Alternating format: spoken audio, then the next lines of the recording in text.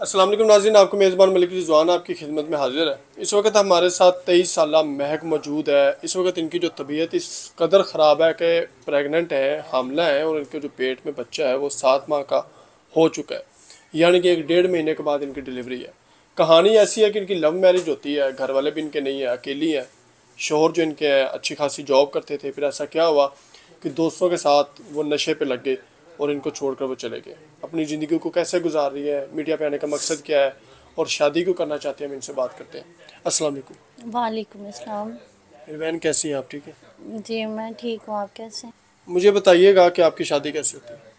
मेरी शादी, हम पीछे बेसिकली लाहौर से बाहर थे, हम रहते थे। हमारा जो है ये अचानक से इस तरह, मतलब हमारा, हम एक कॉल सेंटर में काम करते थे। तो वहाँ पे जो है मेरे शौहर जो है ना वो मुझे पसंद करने लग गए, अपनी मोहब्बत का इजहार किया। फिर हम जो है वो मुलाकातें होती रही, बस वो कहते थे कि मैं तुमसे शादी करना चाहता हूँ।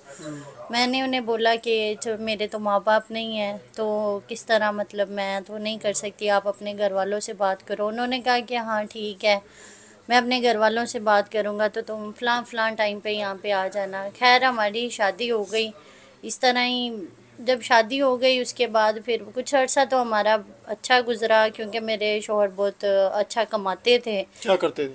मेरे साथ कॉल सेंटर का काम अच्छा। करते थे और नाइट में एक प्राइवेट बिजनेस करते थे, जिसमें बड़ा अच्छा खासा उनको जो है ना प्रॉफिट हो जाता था। उसके बाद हम लाहौर शिफ्ट हो गए। यहाँ पे काफ़ी अच्छी हमारी ज़िंदगी गुजरने लगी, लेकिन कुछ ही देर बाद पता नहीं उनके कुछ दोस्त यहाँ पे ऐसे थे कि उनकी वो ना आजकल कल कुछ वो नशे पे लग गए, और अजीब अजीब जो रातों को लेट आना, फिर मारना पीटना जुल्म करने लग गए। पहले तो लड़ाइयाँ होती थी, फिर उसके बाद जो है मुझे किसी ने बोला कि आप ना जाओ इनके साथ, कहीं कोई इनसे दम वगैरह करवाओ तो ये ठीक हो जाएंगे। मतलब जब वो नशा करते थे घर में अकेले आते थे? नहीं, अब अक्सर उनके दोस्त आते थे साथ, मुझे फ़ोन पे कह देते थे आप खाना बना के रखो, मेरे दोस्त मेरे साथ आ रहे हैं। शराब पीते थे, इतनी ज़्यादा पीते थे कि होश ही नहीं रहती थी।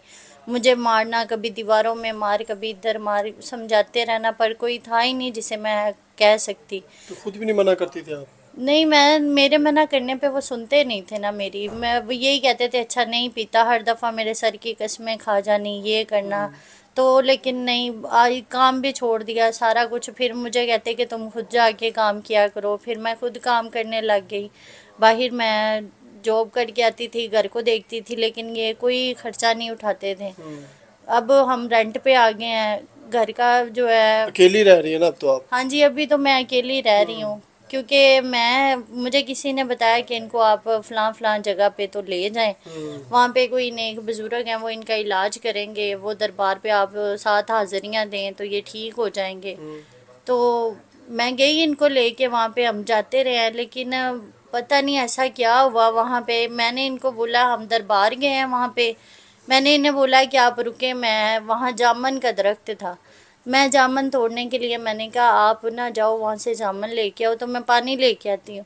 जैसे ही मैं 10-15 मिनट गुजरे हैं, मैं वापस आई हूँ, तो मेरे शोहर वहाँ पे थे ही नहीं।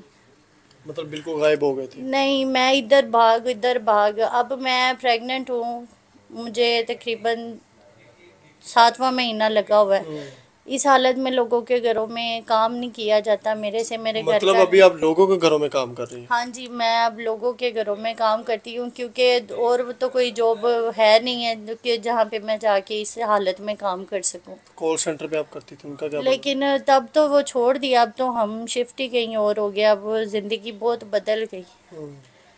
तो मेरे शोहर का पता ही नहीं चला, मैं इधर उधर भागी, बड़ा इस देखा। वाक़ये को कितनी देर हो चुकी है कि आपके शोर मिल नहीं रहे हैं, गायब है?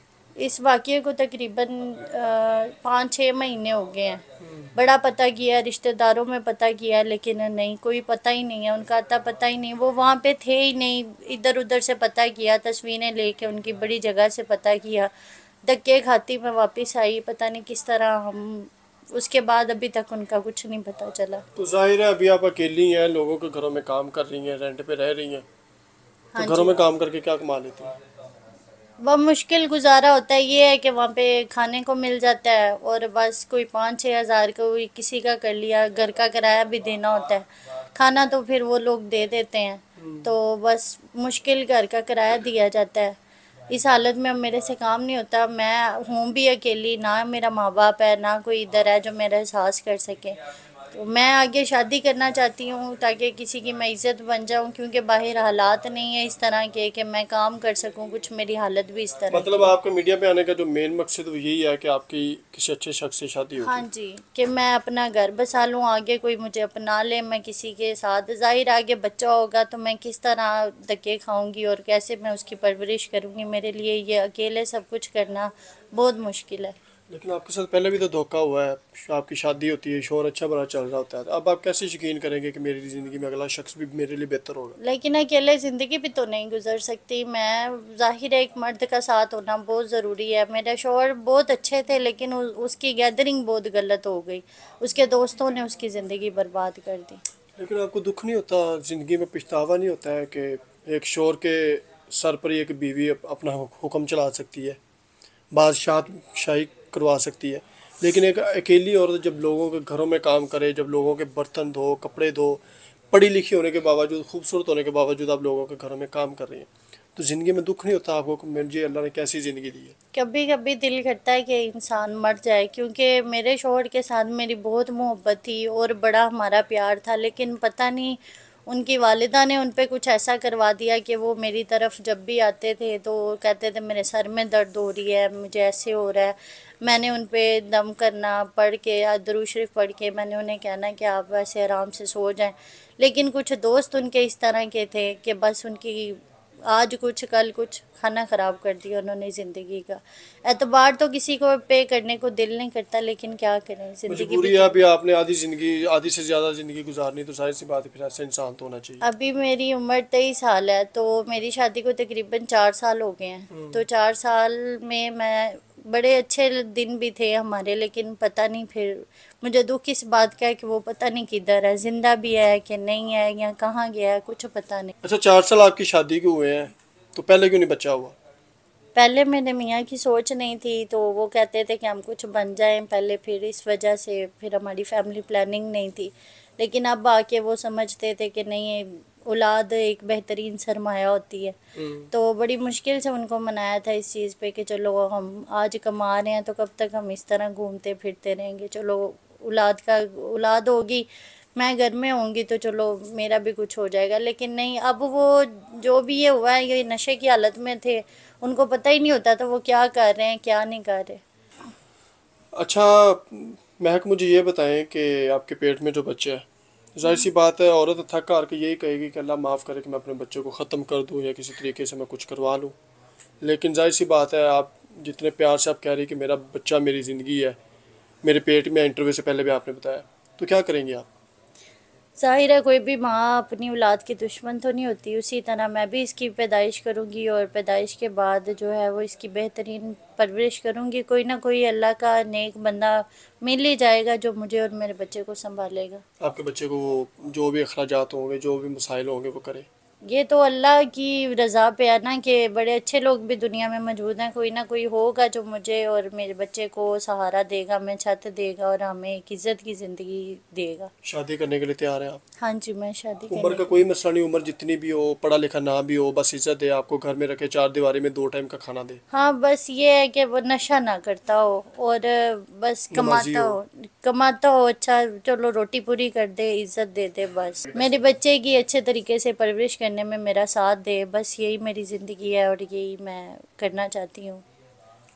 नाज़रीन, आपने गुफ्तगू सुनी है, पहली दफ़ा मीडिया पे आई है, और कितनी हिम्मत से बोली है ये तो ये जानती हैं, या फिर जाहिर सी बात है मैं साथ बैठा हूँ मैं ही जानता हूँ, लेकिन इनका कहना यही है कि अभी जाहिर सी बात है 1.5-2 माह बाद इनकी जो डिलीवरी है, उसके लिए इनको ऐसा शख्स चाहिए जो इनका हाथ थामे और क़यामत तक इनका हाथ ना छोड़े। इनका कहने का मकसद यही है, क्योंकि ज़िंदगी में धोखे इस तरह से हो रहे हैं कि लोग सिर्फ जिस्म नोचने के अलावा उनके पास कोई दूसरा रास्ता नहीं होता कि मैंने इसका जिस्म नोच लिया, खेल लिया, अब मैं किसी दूसरे को या दूसरी को पकड़ूं।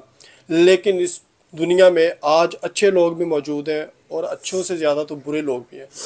आप इनको देख सकते हैं कि किस तरह से अपनी ज़िंदगी से ये बिल्कुल बेहाल हैं, दर दर की ठोकरें खाने पर मजबूर है, लोगों के घरों पे काम करने पर मजबूर है, पढ़ी लिखी होने के बावजूद। आप इनको देख सकते हैं, ज़रूर आप इनका साथ दीजिएगा, इनका हाथ पकड़िएगा, और इनके बच्चे को अपना बच्चा समझकर ज़रूर इनके साथ चलिएगा। इजाज़त दें, अल्लाह ने।